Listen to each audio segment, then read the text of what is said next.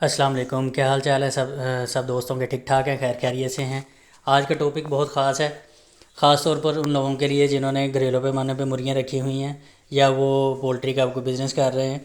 और अगर आपकी मुर्गियां कमज़ोर हो रही हैं, उनकी सीने की हड्डी निकल रही है, वेट लॉस हो रहा है या फिर उनकी ड्रॉपिंग ठीक नहीं है, तो हो सकता है उनमें वर्म्स हों या पेट के कीड़े हों।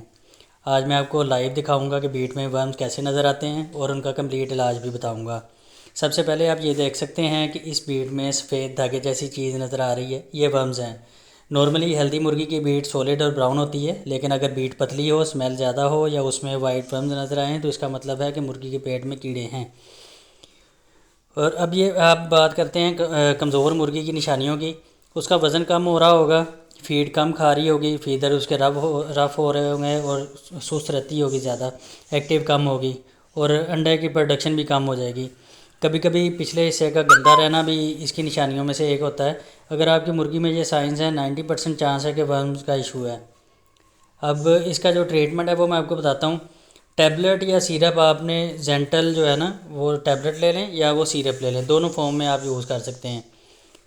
जो सबसे ज़्यादा जो ज़रूरी है वो ये बात है कि उनका वेट जो है वो आपने देखना है। अगर उनका वेट कम है तो उसकी मकदार कम होगी, और अगर उनका वेट ज़्यादा है तो मकदार जो है वो ज़्यादा हो जाएगी। अगर आप टैबलेट फॉर्म में यूज़ करवाते हैं तो 400 mg का जो एक टैबलेट आती है उसे 4 हिस्सों में डिवाइड कर लें। अगर आपका मुर्गी का वेट 1 kg है या 1200 ग्राम है तो आपने से 1/4 टैबलेट जो है वो सीधी मुंह में आपने देनी है उसको। और जेंटल टैबलेट है, अगर अगर इससे ज़्यादा वेट है, मैं जिस तरह मेरे ये मुर्गियाँ आपको नज़र आ रही हैं, ये साइज़ में माशाल्लाह बहुत बड़ी हैं और इनका वेट तकरीबन 2.5 से 3 किलो मुर्गियों का, और मुर्गों का तकरीबन 3.25 से 4 किलो होता है।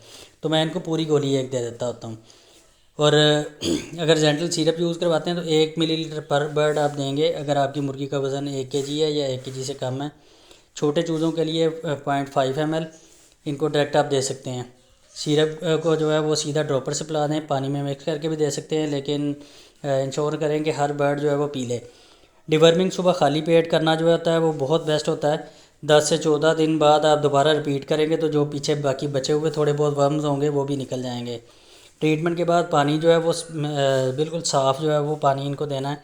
कोप की सफाई जो है बहुत ज़रूरी है, वरना वर्म्स जो है वो फिर वापस आ सकते हैं, क्योंकि गंदगी में जो है वही फलते हैं और जो वो नीचे से खुराक खाती हैं, जो कुछ खाती हैं, उसके साथ भी जो गंदगी है, पैरासाइट वगैरह, वो उनके पेट में जाते हैं। डिवर्मिंग के बाद आप देखेंगे मुर्गियाँ बिल्कुल एक्टिव हो जाएंगी, वेट इंप्रूव हो जाएगा और फीदर जो है वो शाइनिंग जो है होने शुरू हो जाएंगे और अंडे की प्रोडक्शन भी बेहतर हो जाएगी। 2-3 दिन के लिए आप जो है वो मल्टीविटामिन भी दे सकते हैं इनको, ताकि जो इनके जो वर्म्स वगैरह निकले हैं या जो मेडिसिन का थोड़ा बहुत असर है वो कम हो जाए।